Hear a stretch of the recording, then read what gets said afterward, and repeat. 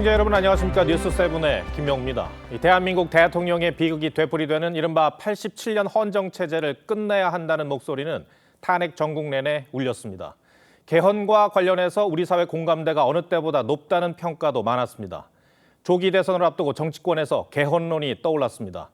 우원식 국회의장이 권력구조 개편을 포함한 개헌과 조기 대선의 동시 투표를 제안한 겁니다. 두 번이나 대통령 파면을 겪은 정치권이 유야무야 내버려둘 사안은 이제 아닌 것 같습니다. 먼저 전정원 기자입니다. 우원식 국회의장은 오늘 대국민 개헌 제안 특별담화를 열고 지금이 개헌을 성사시킬 적기라며 승자독식의 정치 구조를 바꾸자고 제안했습니다. 이번 대통령 선거일에 개헌 국민투표를 동시에 시행할 것을 제안합니다. 가장 어려운 권력구조 개편은 이번 기회에 꼭 하자는 것입니다. 차기 대통령이 취임한 뒤에는 개헌의 동력이 떨어질 수 있는 만큼 조기 대선 국면에 정치권 합의로 개헌을 이뤄내자는 겁니다. 그러면서 각 정당에 개헌 투표를 위한 국민투표법 개정과 국회 개헌특위를 구성하자고 제안했습니다. 재외국민 투표권을 보장하지 않는 국민투표법 조항이 지난 2014년 헌법 불합치 판정을 받은 뒤 입법 공백이 해결되지 않았다는 점도 개헌 필요성의 이유로 들었습니다. 우 의장은 오늘 제안에 앞서 각 당 지도부와 여러 차례 논의가 있었다며 특히 4년 중임제에 대해선 넓은 공감대를 확인했다고도 말했습니다.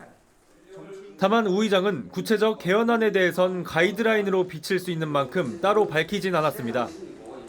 현행법상 국회의원 과반이 개헌안을 발의하면 3분의 2 찬성으로 의결해 국민투표에 붙일 수 있습니다.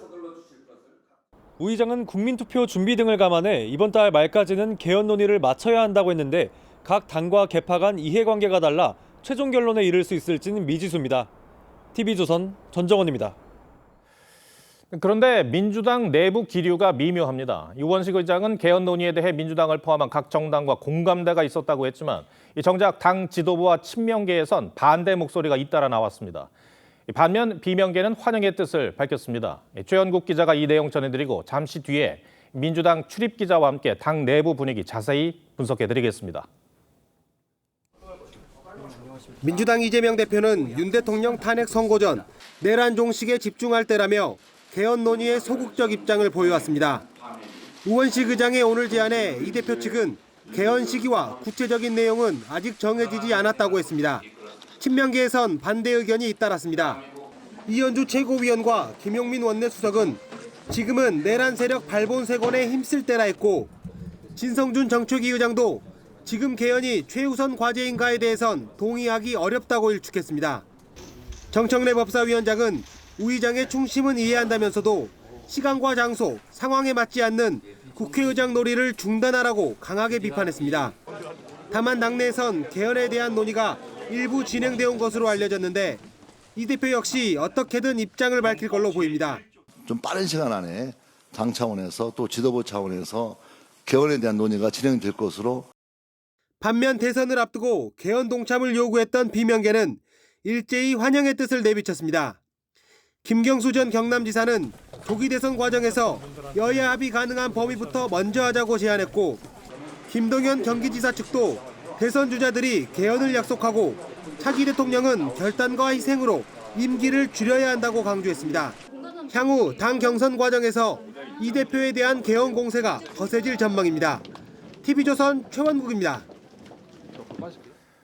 대통령 파면 사태를 맞은 국민의힘은 당 안팎으로 돌파해야 할 수많은 과제를 안고 있습니다. 우선 내부적으로 지도부 책임론과 당내 파열음을 봉합해야 하는데 주말인 오늘도 중진 간담회와 의원총회를 잇따라 열고 전국 대응 방안을 논의했습니다. 국민의힘 역시 내일부터 조기 대선 모드에 들어갈 것으로 보입니다. 김아림 기자가 보도합니다. 1시간 넘게 이어진 4선 이상 중진 간담회에서 의원들은 속도감 있는 대선 준비 필요성에 공감했습니다. 이재명 대표에게 입법권에 이어 행정권까지 넘겨줄 수는 없다는 겁니다. 민주당의 폭주, 그러니까 입법권까지 다 완전히 장악한 상태에서 행정권까지 민주당에 넘겨줬을 경우에 국가적으로 대단히 걱정스럽다라는. 3선 의원들도 비공개 회동을 갖고 대선 승리를 위한 역할을 논의했습니다. 당내에선 반 이재명으로 뭉쳐 대선을 승리해야 한다는 목소리도 높아지는 분위기입니다. 이어진 의원총회는 지도부의 조기 대선 관련 보고로 시작됐는데 내일 비대위에서 당 후보 경선을 위한 선관위를 구성한 뒤 오는 9일부터 후보 등록을 받는 방안이 유력한 걸로 전해졌습니다. 하지만 의원 단체방에선 김상욱 의원에 대한 제명 요구와 개파 간 신경전도 계속된 걸로 알려졌습니다. 유영하 의원은 SNS에 선을 넘은 것은 붙여봐야 또 떨어진다며 어차피 같이 못 갈 사람들과는 이별하자는 글을 올렸는데 김상욱 의원과 일부 친한계 의원들을 겨냥한 걸로 해석됐습니다. 일각에선 지도부 책임론도 거론됐는데 오늘 의총에서는 권영세 비대위를 재신임하기로 했습니다. 지도부에 대해서 교체가 불가피하다고 저는 판단을 해요. 권영세 비대위원장은 대선을 앞두고 중도 확장을 고려하면 김 의원 제명이 그 정도 가치 있는 일은 아니라는 입장을 전한 걸로 알려졌습니다. TV조선 김하림입니다. 국민의힘 대선 주자들도 잇따라 출마 의지를 내비치며 조기 대선 행보에 젠걸음입니다. 홍준표 대구시장과 한동훈 전 대표가 메시지를 내며 사실상 활동에 들어갔고 오세훈 서울시장과 안철수 의원은 이번 주 잇따라 출마를 선언할 것으로 보입니다. 박한솔 기자가 취재했습니다. 홍준표 대구시장이 자신의 SNS에 올린 글입니다. 사퇴 일정과 함께 상경에 25번째 이사를 하게 됐다며 대선 출마를 공식화했습니다. 한동훈 전 대표는 여의도 순복음교회 이영훈 담임 목사가 대통합을 이뤄야 한다고 강조한 메시지를 링크하고 분열을 넘어서야 한다고 했습니다. 애국심, 우리가 그런 마음으로 뭉쳐야 하고 그래야 한다고. 두 사람은 여의도 대선 명당으로 꼽히는 대하 빌딩에 선거 캠프를 잡았습니다. 이번 주 다른 주자들의 출마 선언도 잇따를 걸로 보입니다. 탄핵 이후 집회 안전 관리에 집중한 오세훈 서울시장과 안철수 의원은 이번 주 출마를 선언할 예정입니다. 누가 과연 이 위험하고 불안한 야당 후보, 이재명 후보를 이겨줄 수 있느냐에 초점이 맞춰질 거고요. 한다면 아마 이번 주 중반 정도 지금 광화문 생각하고 있습니다. 김문수 노동부 장관은 국무회의가 열리는 화요일 이후 사의를 밝힐 것으로 보입니다. 원희룡 전 장관과 유승민 전 의원, 나경원 의원 등도 조만간 출마 여부에 대한 입장을 밝힐 예정입니다. 일찌감치 출마를 공식화한 개혁신당 이준석 의원은 경북 칠곡의 조부모 산소를 찾았습니다. TV조선 박한솔입니다. 개헌론을 띄운 우원식 의장은 각 정당 지도부와 공감대를 이뤘다고 설명을 해서 이 개헌 논의가 급물살을 탈 수 있나 싶었는데 민주당, 특히 친명계에서 곧바로 반대 목소리가 나왔습니다. 배경을 두고 여러 얘기가 나옵니다. 정치부 장세희 기자와 짚어보겠습니다. 친명계에서는 왜 이렇게 반발하는 겁니까? 네, 일단 당 지도부와 친명계 핵심 인사들을 중심으로 지금은 개헌을 논할 시기가 아니라는 목소리들이 튀어나왔습니다. 개헌 자체는 공감하지만 적용 시점이나 임기 단축 여부 등 강론으로 들어가면 생각이 다르기 때문입니다. 저희가 취재를 해보니 당 지도부는 개헌 논의가 급하진 않다는 입장입니다. 지도부 관계자는 세부 사항이 확정 안 된 상태에서 개헌을 띄울 필요는 없다며 지도부 차원에서 개헌 논의는 없다고 선을 그었습니다.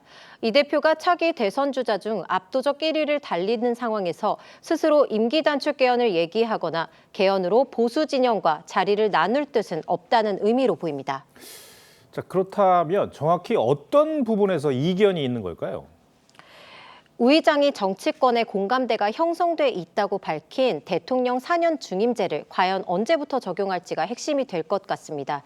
우 의장 측은 적용 시점 등 민감한 사안은 개헌 특위로 넘겨 논의하자는 반면 민주당은 차기 대통령 임기 단축은 어렵다는 입장입니다. 또 국민의힘을 내란 동조 세력으로 규정하고 있는 만큼 국무총리 국회 추천제 역시 과도한 권력 분산이라는 시각도 있습니다. 지금 민주당 상황을 보면 이재명 대표의 생각이 가장 중요할 것 같은데 어떻습니까? 일단 이 대표, 개헌 논의 필요성에는 공감하고 있지만 자신의 임기 단축에는 부정적인 입장인 걸로 전해집니다. 정대철 헌정회장은 TV조선과의 통화에서 이 대표 측근을 통해 계속 개헌 요청을 해왔고 개헌에 대한 답을 받았다고 했습니다. 특히 대선이랑 개헌, 동시투표도 가능하겠다고 답도 했다고 했는데요. 당시의 입장이 바뀐 건지는 좀 더 정확한 입장 확인이 필요해 보입니다. 이와 관련해 지도부 관계자는 임기를 당장 3년으로 단축하라는 건 그런 개헌 요구는 사실상 정치 공세에 불과하다며 부정적인 입장을 밝혔습니다. 이 대표는 2022년 대선 후보 시절 4년 중임제 개헌을 주장하며 대통령에 당선되면 임기 1년 단축도 가능하다고 말했는데요. 그때는 2026년 지방선거가 예정돼 있는 만큼 임기를 1년만 단축하면 지방선거와 대선을 함께 치를 수 있었습니다. 하지만 이번엔 2028년 예정된 총선과 대선을 함께 치르기 위해선 자신의 임기가 2년 줄어들게 되는 겁니다. 반대로 국민의힘 주자들은 개헌에 적극적이죠. 맞습니다. 탄핵 직후 실망한 지지층들을 달래며 보수를 재건하는 일이 급선무인 국민의힘 내에선 개헌을 고리로 반 이재명 전선을 구축해야 한다는 주장도 있습니다. 이 대표를 제외한 비명계 대권 주자들과 이준석 의원 등이 환영 입장을 밝힌 걸 고려했을 때 소위 빅텐트 논의로 이뤄질 수 있다는 구상입니다. 자, 이제 그렇다면은 실제 실현 가능성 어떻게 봐야 됩니까? 현재로선 전망이 밝지는 않습니다. 민주당 특히 당 주류인 친명계 반발뿐 아니라 차기 대선 주자들의 전략도 각각 다른 상황입니다. 여기에 물리적 시간이 매우 빠듯한데요. 헌법 개정안이 발의되면 대통령은 20일 이상 개정안을 공고해야 하고 이후 국회 표결을 거쳐 통과되면 국민 투표율과 투표안을 18일 동안 공고해야 하기 때문에 최소 38일이 걸립니다. 늦어도 이번 달 말까진 세부적인 내용까지 합의가 돼야 하는 건데 현재 각 정당은 당장 당 선관위를 꾸려 대선 후보를 선출해 선거를 준비하는 작업만으로도 분주합니다. 이 때문에 개헌 필요성은 계속 거론되겠지만 실제로 결과물을 이어지긴 쉽지 않을 거란 전망이 많습니다. 네. 그 어느 때보다 많은 국민들이 개헌을 해야 한다고 생각하는 건 분명해 보입니다. 알겠습니다. 장세희 기자, 잘 들었습니다.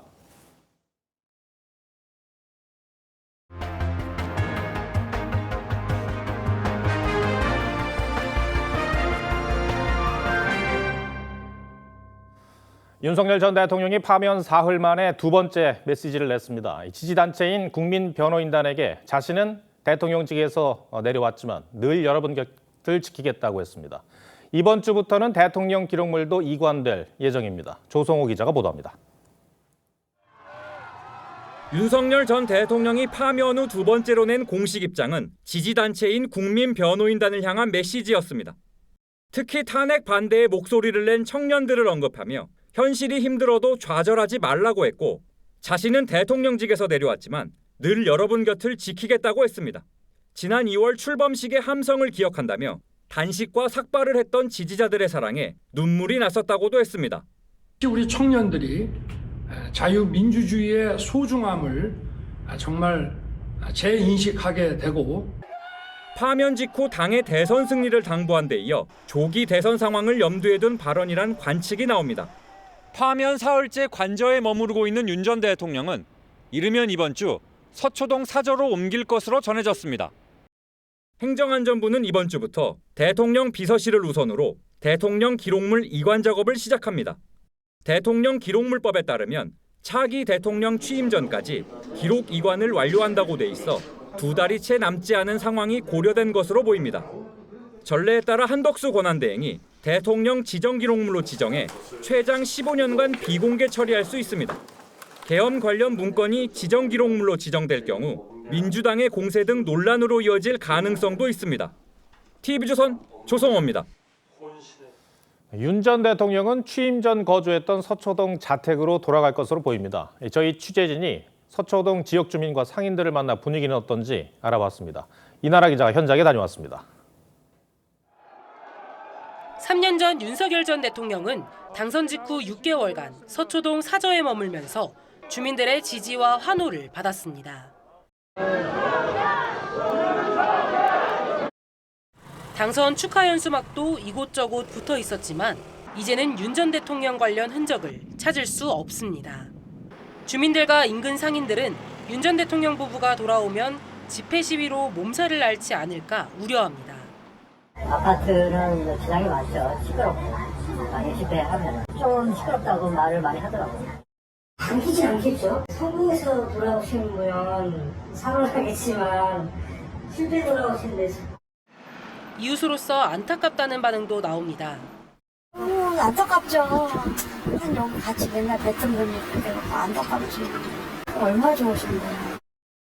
경찰은 윤 전 대통령 형사재판에 영향을 미칠 수 있다며 중앙지법 100m 이내에 신고된 집회에 대해 당분간 허용하지 않기로 했습니다. 다만 윤 전 대통령에 대한 경호는 최장 10년 동안 유지되기 때문에 경호와 관련한 불편이 발생할 수는 있습니다. 윤 전 대통령은 다음 주 초 서초동 사저 이동 여부를 확정지을 것으로 보입니다. 박근혜 전 대통령의 경우 삼성동 사저로 돌아갔다가 한 달 뒤 내곡동 사저로 거처를 옮겼습니다. TV조선 이나라입니다. 트럼프 대통령이 던진 관세 폭탄이 미국 내에서도 거센 반발에 부딪히는 분위기입니다. 미국 전역 1,400여 개 도시에서 트럼프 정책 반대 시위가 동시다발적으로 열렸는데요. 정권 실세로 꼽히는 일론 머스크도 관세 반대 목소리를 낸 점이 눈에 띕니다. 신은서 기자입니다. 미국 동부 뉴욕 도심에 함성이 울려 퍼집니다. 중부 시카고 거리도 서부 로스앤젤레스도 트럼프 대통령의 골프장이 있는 플로리다 팜비치 가든스를 비롯해 보수 텃밭 텍사스에서도 시위대가 집결했습니다. Hands off! This country belongs to us. 현지 시간 토요일 미국 전역에서 트럼프 2기 정부 반대 시위가 1,200여 건 넘게 열렸습니다.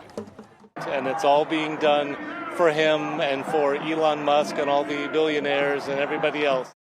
경제 우려를 키운 관세 정책을 비롯해 공무원 해고, 보건 예산 삭감 등 트럼프 2기 대표적 정책들과 국정 운영 방식에 반기를 든 겁니다.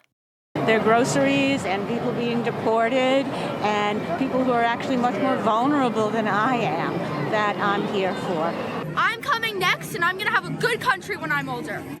관세 비판에는 공화당 중진 테드 크루즈 의원과 일론 머스크 테슬라 CEO 등 트럼프의 우군들까지 가세했습니다.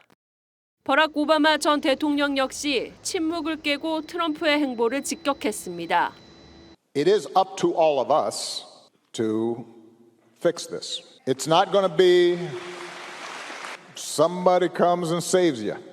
The most important office in this democracy is the citizen.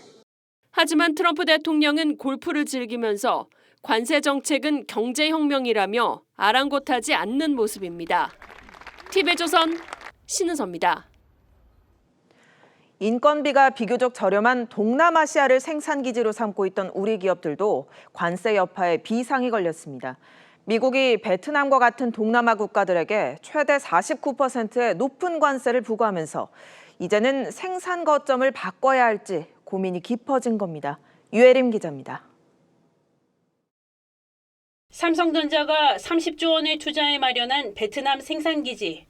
전 세계에 판매되는 스마트폰의 절반가량이 이곳에서 만들어집니다. 하지만 미국이 베트남에 46% 상호관세를 매기면서 미국 수출 물량을 상대적으로 관세가 낮은 다른 국가에서 만드는 방안을 검토 중입니다. Bên Mỹ người ta sẽ áp đặt cái mức thuế này khá là cao so với ví dụ là nhập hàng điện tử, chi phí người dân với cả làm việc tại công ty nó cũng rất là khó khăn cho người dân. 다른 기업들도 고민이 깊어지고 있습니다. LG그룹은 베트남에 전자, 디스플레이 등 7개 생산법인을 운영 중이고 30%가 넘는 관세가 부과된 태국, 방글라데시 등에도 패션과 화장품 회사들이 진출해 있습니다. 높은 관세에도 동남아시아만큼 인건비가 저렴한 곳이 많지 않아 대안을 찾기 쉽지 않은 상황입니다. 이런 가운데 미국 무역대표부는 무역 불균형을 해결하기 위해 기존 무역협정을 개정해야 한다고 거듭 강조했습니다. 한미 FTA 등 세계 각국과 맺은 무역협정을 미국 실정에 맞게 재조정해야 할 필요가 있다는 뜻으로 풀이됩니다. 앞으로 전개되는 것들이 상당히 가변적이고 다른 나라들도 보복 관세들을 이제 취한다라고 했을 때는 상황이 또 달라지는 거거든요. 전문가들은 추후 협상을 통해 국가별 관세율이 조정될 가능성이 큰 만큼 인내심을 갖고 장기적인 관점에서 대응해야 한다고 조언합니다. TV조선 유혜림입니다. 국내 증시는 계속 기지개를 펴지 못하고 있습니다. 공매도 재개와 탄핵 국면의 불확실성 해소로 외국인 투자자 유입이 기대됐지만 관세 전쟁으로 인한 불안감이 훨씬 더 크게 작용하는 것으로 풀이됩니다. 오히려 외국인들의 대거 매도세가 가라앉지 않고 있습니다. 김창섭 기자입니다. 외국인들이 이번 주 국내 증시에서 팔아치운 주식은 6조 5천억 원, 코스피에서만 5조 8천억 원어치를 팔았는데 주간 기준 4년 7개월 만에 최대였습니다. 공매도가 허용되면서 외국인 투자자들의 매도세가 멈출 것으로 기대됐지만 미국 관세 폭탄에 전 세계 투자 심리가 얼어붙은 겁니다. Asian stocks fall further while treasuries gain as President Trump's tariff war sparks recession fears. 헌법재판소의 탄핵 선고로 일부 해소된 국내 정치 불확실성도 외국인 투자자를 다시 불러오기엔 역부족이었습니다. 박근혜 전 대통령 탄핵 선고 당시 외국인들이 선고 당일을 포함해 선고 전후 열흘간 주식을 산 것과는 다른 모습입니다. 전문가들은 외국인들이 돌아오기 위해선 시간이 걸릴 것으로 전망합니다. 글로벌 무역 전쟁이 본격화된 데다 국내 상장사의 70%가 수출 기업인 만큼 기업 실적이 떨어질 가능성이 높기 때문입니다. 게다가 일부 해외 투자은행은 올해 한국 경제 성장률이 1%도 못 미칠 것으로 전망하고 있습니다. 저는 트럼프 대통령의 어떤 정책 기조라든지 이러한 것들이 조금은 좀 변환해지는 수정이 좀 필요한 부분들이 아닌가. 국내 증시가 저평가된 만큼 저가 매수세가 들어올 가능성이 있다는 분석도 나옵니다. TV조선 김창섭입니다. 미국 트럼프 대통령이 우리나라에 25% 상호 관세를 적용하면서 국내 산업계가 비상 상황에 돌입했습니다. 특히 중소기업 줄도산 우려까지 나오고 있다는데 이 문제 산업부 장혁수 기자와 따져보겠습니다. 네, 장 기자, 먼저 이번 조치로 가장 큰 영향을 받게 될 부문, 어떤 부문일까요? 네, 가장 먼저 스마트폰과 가전산업이 타격을 받을 전망입니다. 삼성전자와 LG전자는 이 주력 제품 상당수를 인건비가 싼 베트남과 중국, 인도 등에서 생산을 하고 있는데요. 이번 미국의 상호관세 조치에서 베트남은 46%, 중국은 34%, 인도는 27%의 높은 관세를 부과받으면서 소비자 가격에 대한 인상 압박이 커졌습니다. 특히 갤럭시 시리즈 같은 프리미엄 스마트폰은 가격 민감도가 높아서 가격 인상으로 판매가 부진할 경우 삼성전자 전체 매출에도 영향을 끼칠 수가 있습니다. 네, 식품이나 화장품 같은 유통업체도 참 요즘에 우리나라 제품이 세계에 인기가 많은데 충격이 어떨까요? 이 CJ제일제당이나 농심 같은 대형 업체들은요, 이미 미국 판매분을 현지 공장에서 생산하고 있어서 관세 영향을 피해갈 수 있습니다. 하지만 삼양식품은 예외입니다. 이 K푸드 열풍으로 시총을 끌어올렸던 불닭볶음면이 100% 국내에서 생산을 해서 수출하고 있는 탓에 관세로 인한 가격 인상이 불가피합니다. 현재 미국에서 판매되는 불닭볶음면의 가격이 약 2,000원인데 관세를 반영하면 2,500원 수준까지 오를 수 있습니다. 미국 생산 라인이 없는 중소 화장품 브랜드 역시 가격 경쟁력 약화에 따른 판매 감소를 우려하고 있습니다. 네, 우리나라 대미 수출 실적을 이끄는 건 역시 자동차 그리고 반도체인데 이 영향은 어떻겠습니까? 품목별 관세로 따로 매겨진 자동차 산업은 우리 시간으로 3일 오후 1시 1분부터 25%의 관세가 부과됐습니다. 트럼프 대통령이 추가 관세는 없다고 밝혀서 한숨을 돌렸지만 제조와 부품 수급 등에서 원가 압박을 피하기가 어렵습니다. 일단 현대차그룹은 관세 부담에도 2달간 미국 내 차량 판매 가격은 인상하지 않겠다고 밝혔는데 이런 기조를 계속 유지하기는 힘들 걸로 보입니다. 반도체와 의약품은 상호 관세 대상에서는 빠졌지만 곧 별도의 관세 조치를 내리겠다고 한 상황이어서 관세율이 얼마인지 적용 범위는 어떻게 되는지 이에 따라 큰 파장이 예상됩니다. 네, 그럼 사실상 모든 업종의 수출 경쟁력 약화가 우려되는 상황인데 중소기업 피해가 특히 클 것 같습니다. 맞습니다. 미국 내 생산 거점이 있는 대기업들은 이 라인 조정을 통해서 그나마 충격을 분산할 수 있지만 중소기업들은 그렇지 못합니다. 관세 부담을 생산 원가에 고스란히 떠안아야 하고 대기업의 생산 시스템 조정으로 부품 납품 등의 주문 자체가 끊길 위험도 있습니다. 가격이 인상이 되면 고객사 쪽에서는 아마 미국 국내 업체로 바꾸게 될 가능성도 많고. 때문에 현장에서는 줄도산 공포라는 말까지 나오고 있고 우리 정부가 일단 금융 지원 확대, 수출 보험 강화, 대체 시장 개척 등 대안을 마련하고 있지만 미국과의 외교적 협상을 통해 관세를 낮추는 것 이외에 효과를 기대할 만한 해법은 보이지가 않습니다. 네, 우리 정부가 아직 좀 상황을 살피고 있다면 중국은 곧바로 보복 관세 발표했잖아요. 그럼 글로벌 무역 전쟁이 시작되는 분위기인데 우리 경제에 미칠 영향 어떻게 되겠습니까? 말씀하신 것처럼 중국이 오는 10일부터 미국산 제품에 대해서 최대 34%의 보복 관세를 부과하겠다고 했습니다.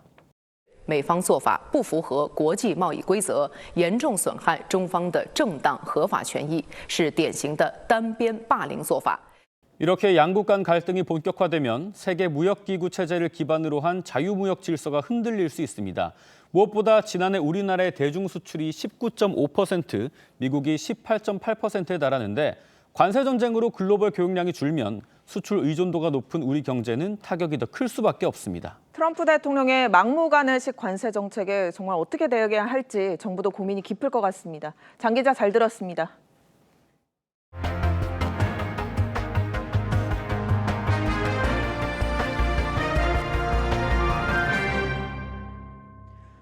대구에서 산불을 끄던 헬기가 추락해 70대 조종사 1명이 숨졌습니다. 대구 동구청이 임차한 이 헬기는 생산된 지 40년이 넘은 노후 기종이었습니다. 경북 의성의 헬기 추락 사망 사고 이후 불과 11일 만에 똑같은 사고가 반복됐습니다. 박건우 기자입니다. 비닐하우스 주변에 헬기 잔해가 흩어져 있습니다. 동체는 아예 형체를 알아볼 수 없을 정도로 부서져 시커멓게 탔고 꼬리 부분만 남아 있습니다. 대구시 북구 서변동에 한 마늘밭에 헬기가 추락한 건 오늘 오후 3시 40분쯤 산불 진화 작업을 위해 물을 뜨고 이륙하는 도중 갑자기 중심을 잃은 것으로 추정됩니다. 바람이 갑자기 싹 불어버렸어. 그 뛰면 막 그대로 제가 딱 던져. 추락 지점은 산불 현장에서 100m 정도 떨어진 곳입니다. 이 사고로 조종사 1명이 숨진 채 발견됐습니다. 오늘 산불 진화에는 5대의 헬기가 동원됐습니다. 추락한 헬기는 미국 항공기 제작사인 벨사에서 만든 것으로 44년 된 노후 기종입니다. 대구 동구청이 산불 진화를 위해 임차한 것으로 확인됐습니다. 앞서 경북 의성 산불 현장에서도 임차 헬기가 추락해 조종사 1명이 숨졌습니다. 대구 북구에서 발생한 오늘 산불은 1시간여 만에 모두 진화됐습니다.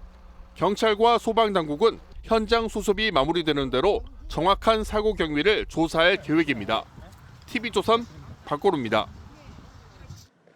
경북에서 발생했던 대형 산불은 꺼졌지만 주민들이 느끼는 고통은 여전합니다. 주요 관광 명소의 출입이 계속 통제되다 보니 외부 관광객들의 발길이 뚝 끊겼기 때문입니다. 언제 제 모습을 되찾을 수 있을지도 기약이 없어 초토화된 현장을 바라보는 주민들의 마음은 타들어가기만 합니다. 이심철 기자가 취재했습니다. 백두대간의 산줄기가 검게 그을렸습니다. 탐방지원센터는 불에 타 뼈대만 남았습니다. 산불이 꺼진 지 일주일이 지났지만 주황산 국립공원 주요 등산로는 출입이 통제된 상태입니다. 멀리서 시간을 내셔가지고 또 오시는데 가슴 아프죠. 주황산은 이번 산불로 여의도 면적의 10배, 전체 국립공원의 3분의 1이 피해를 입었습니다.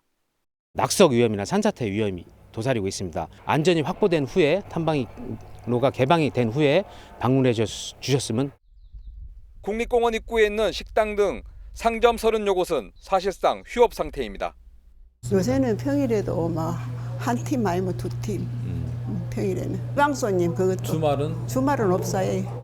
경북 의성의 천년고찰 고운사도 이번 산불로 건물 대부분이 피해를 입었습니다. 맨발 걷기 성지로 주목받던 고운사 천년 숲길도 화마를 피하지 못했습니다. 집이 어떻게 됐어? 건물이 다 무너졌어. 언제 제 모습을 찾을지 기약할 수 없는 상황에 주민들의 마음은 더 타들어갑니다. 지금은 너무 마음이 아파가지고 뭐라고 할 말이 없네요. 아우 저거를 어떻게 해요. 몇백 년이 걸릴 텐데. 이번 산불로 사찰이나 고택 등 국가문화유산 30곳이 잿더미로 변했습니다. 이 가운데 12건은 원형의 가치를 잃어버려 문화유산 지정이 해제될 위기에 놓였습니다. TV조선 이심철입니다. 그래도 반가운 소식도 있습니다. 경북 영덕 산불 당시 어촌 마을을 뛰어다니며 어르신들의 대피를 도왔던 인도네시아 국적 선원 수기안토 씨의 사연을 전해드렸었는데요. 정부가 수기안토 씨를 포함해 당시 주민들의 대피를 도운 인도네시아인 3명에게 우리나라에 오래 머물 수 있는 장기 거주 자격을 부여하기로 했습니다. 정준영 기자입니다. 의성 산불이 영덕의 바닷가 마을을 덮친 지난달 25일 밤 인도네시아 국적의 외국인 선원 수기안토 씨는 이웃집을 한 곳 한 곳 뛰어다니면서 화재를 알리고 거동이 불편한 어르신들은 직접 업어 대피를 도왔습니다.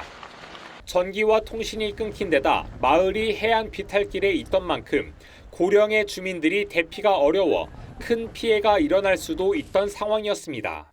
나가자. 수기안토 씨의 헌신으로 마을 주민들은 어선을 타거나 방파제 쪽으로 피신할 수 있었습니다. 할배가 나이 많은데 그래도 빨리 못 가요. 그래 내가 빨리 얻어가지고 밑에 빨리 갖다 내려요. 인도네시아에 아내와 어린 자녀를 둔 수기안토 씨는 8년 전 취업 비자로 입국해 선원으로 일해왔지만 3년 후면 한국을 떠나야 하는 상황이었습니다. 정부는 수기안토 씨와 마찬가지로 주민 구조를 도운 레오 씨, 비키 씨에게 특별 기여자 체류 자격을 부여했습니다. 자신의 안위를 돌보지 않고 이웃의 생명을 구한 분들에게도 깊은 감사의 마음을 전합니다. 이들 3명은 최장 5년간 국내에서 자유롭게 취업할 수 있게 됩니다. TV조선 정준영입니다. 비가 그치고 오늘은 전국적으로 봄 기운이 완연했습니다. 도심 속 봄꽃 명소에는 나들이들의 발길이 이어졌습니다. 활동하기 좋았던 오늘 주말 풍경을 차순우 기자가 담아왔습니다. 시민들이 활짝 핀 벚꽃 아래서 밝은 표정으로 사진을 찍습니다. 벚꽃길을 노부부가 다정하게 손을 맞잡고 걸어갑니다.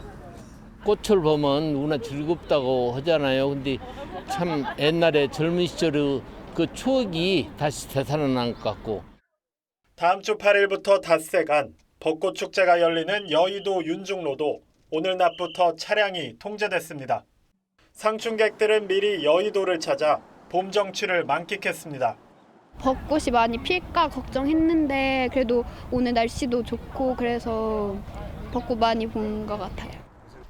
개나리꽃 명소인 서울 은봉산도 노랗게 물들었습니다.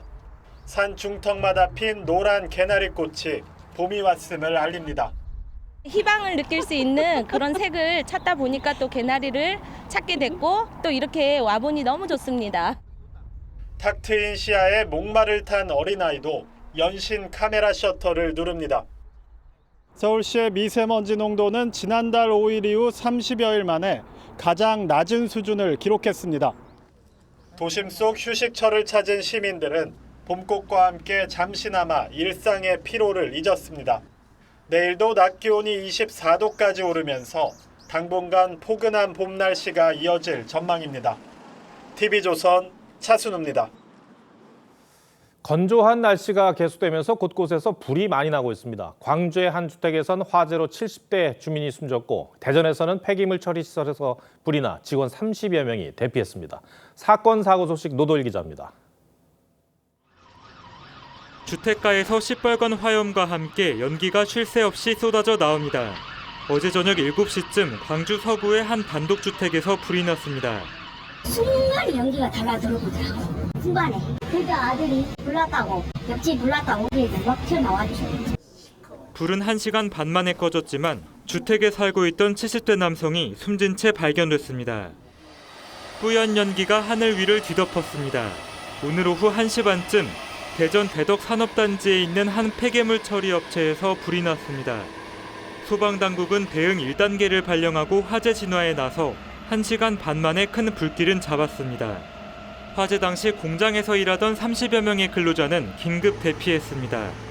시민분들도 연기 보고 신고하시고 공장이 있는데 그쪽에서 났다고 하네요. 어젯밤 전북 남원에 있는 호성사 대웅전에서도 불이 나 2시간 반 만에 꺼졌습니다. 다행히 인명 피해는 없었지만 불길이 크게 번지면서 목조 건물 한 개가 완전히 탔습니다. 소방당국과 경찰은 합동 감식을 통해 정확한 화재 원인을 조사할 예정입니다. TV조선 노도일입니다. 한국인 유학생이 대만 길거리에서 현지인이 휘두른 흉기에 다치는 사건이 발생했습니다. 이 체포된 용의자는 바라보는 시선이 불쾌해 공격했다고 경찰에 진술한 것으로 전해졌습니다. 류주현 기자입니다. 남성 3명이 길거리를 걸어갑니다. 그런데 갑자기 다른 남성 1명이 자동차 트렁크에서 흉기를 꺼내더니 이들을 향해 뛰어갑니다. 어제 아침 6시 22분쯤 대만 타이베이시 관광지구인 시먼딩에서 길을 걷던 남성 3명 중 1명인 20대 한국인 유학생이 낯선 남성이 휘두른 흉기에 부상을 입었습니다. 사건 직후 병원으로 이송된 유학생은 생명에는 지장이 없는 것으로 알려졌습니다. 용의자는 39살 대만 남성으로 차를 타고 도주하다 30분 만에 경찰에 붙잡혔습니다. 체포 당시 혈중 알코올 농도가 0.095%였습니다. 이 남성은 경찰 진술에서 한국인 유학생 무리가 도발적 발언을 하고 노려보고 있다고 생각해 흉기를 꺼냈다고 말한 것으로 전해집니다. 피해 유학생은 자신의 SNS에 친구의 생일을 축하해 주려고 나갔다가 기숙사로 돌아오는 길에 공경을 당했다며 안전하다는 생각에 대만 유학을 택했는데 비슷한 일이 재발하지 않기를 바란다고 밝혔습니다. 주 타이베이 한국 대표부는 수사 요청 등 필요한 영사 조력을 제공하고 있다고 밝혔습니다. TV조선 류주현입니다.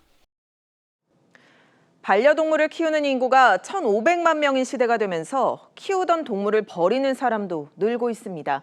그런데 버려진 유기견들을 구조해 관리하는 한 지자체 유기견 보호센터가 외모나 건강 상태에 따라 유기견을 차별하고 있다는 주장이 나왔습니다. 송민선 기자입니다. 비쩍 마른 강아지가 이불 냄새를 맡으며 주의를 경계합니다. 유기견 보호센터 직원이 손을 내밀자 다리를 절며 조심스레 다가옵니다. 지난 2023년 11월 서울의 한 지자체 유기견 보호센터에 들어온 핑핑이의 생전 모습입니다.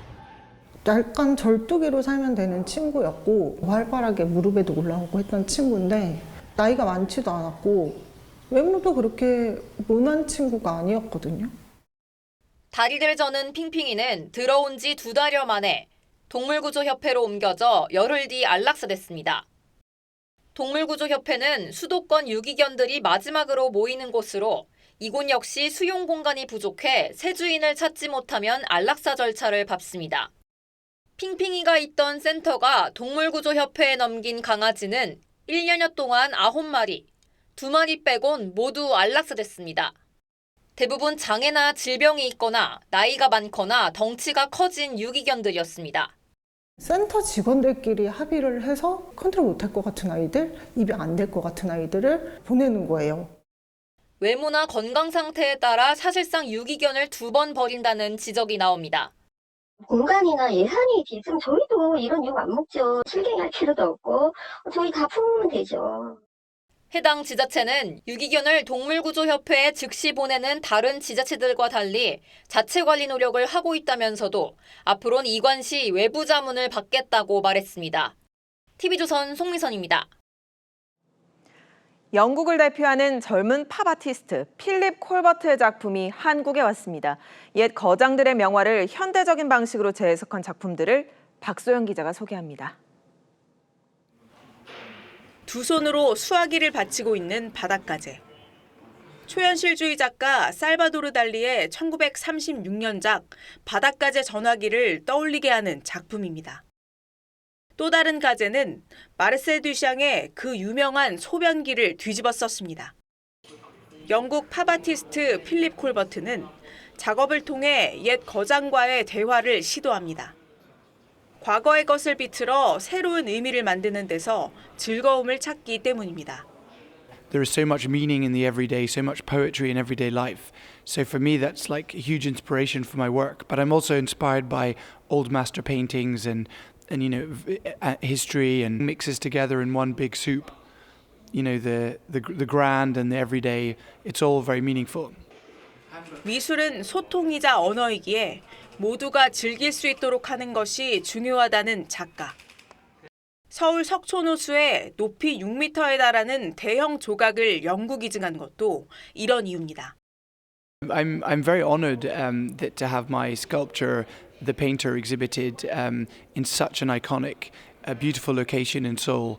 I really wanted to give something back to the city. I felt I'd received so much encouragement, so much support, so many collectors supporting, so many fans of my work coming from Korea, and I felt almost like a second home. 아트조선 스페이스의 이번 전시에선 프린트 에디션 21점과 아트토이 20점을 포함한 총 42점의 필립 콜버트 작품을 만날 수 있습니다. TV조선 박소영입니다. 우승을 눈앞에 뒀던 흥국생명이 정관장에게 2연패를 당했습니다. 김연경 선수를 이대로 못 보낸다며 악역을 자처한 홈팀 정관장의 투혼이 돋보였습니다. 성민혁 기자가 다녀왔습니다. 한 번 더 미뤄진 김연경의 라스트 댄스. 대전에서 열린 챔피언 결정전 4차전엔 오늘도 구름 관중이 몰렸습니다. 홈팀이 어딘지 헷갈릴 정도로 원정팀 흥국의 핑크색 유니폼이 가득합니다. 아침 7시 반에 창원에서 출발했어요. 어쩌면 김연경의 현역 마지막 경기가 될 수 있기 때문입니다. 배구의 배자도 몰랐는데 사실 김연경 선수 때문에 계속 배구장에 오게 됐고 몇 년 동안 정말 너무 행복하게. 이틀 전 반격에 1승을 거둔 정관장은 1세트 날카로운 서브로 상대의 후위를 공략했습니다. 각성한 흥국생명이 2세트를 따냈지만 정관장이 집중력을 발휘하며 36대 34 듀스 접전 끝에 3세트를 가져옵니다. 흥국은 김연경이 분투하며 4세트를 가져왔지만 정관장은 결국 마지막 5세트에서 메가의 퀵 오픈으로 기적같은 역전극을 완성했습니다. 김연경을 쉽게 보내주지 않겠다는 정관장의 절실함이 통했습니다. 선수들이 정말 있는 힘 다 째냈습니다. 김연경 선수한테도 홈에서 마지막 경기를 하는 게 좋다고. 김연경이 우상이라는 아시아 쿼터 용병, 메가는 혼자 38점을 쓸어 담았습니다. Pastinya aku di sini melakukan dengan profesional, jadi ya mau nggak mau kita harus lawan di dalam lapangan kayak gitu. 은퇴를 한 경기 더 미룬 배구 황제 김연경의 라스트 댄스는 계속됩니다. 챔피언 결정전 마지막 5차전은 이틀 뒤 인천 흥국생명 홈에서 열립니다. 대전에서 TV조선 성민혁입니다. 불과 8년 사이 두 차례나 현직 대통령 파면 사태를 맞은 건 대한민국 헌정사의 크나큰 비극입니다. 조기 대선을 앞두고 여야의 셈법도 복잡해지고 있는데요. 잠시 후 뉴스7에 이어 방송되는 탐사보도 추적자들 윤석열 파면 그 후 편에선 지난 1일 탄핵 선고기일 발표 이후 헌정사 두 번째 현직 대통령 파면을 되돌아보고 향후 전개 시나리오를 분석해드립니다.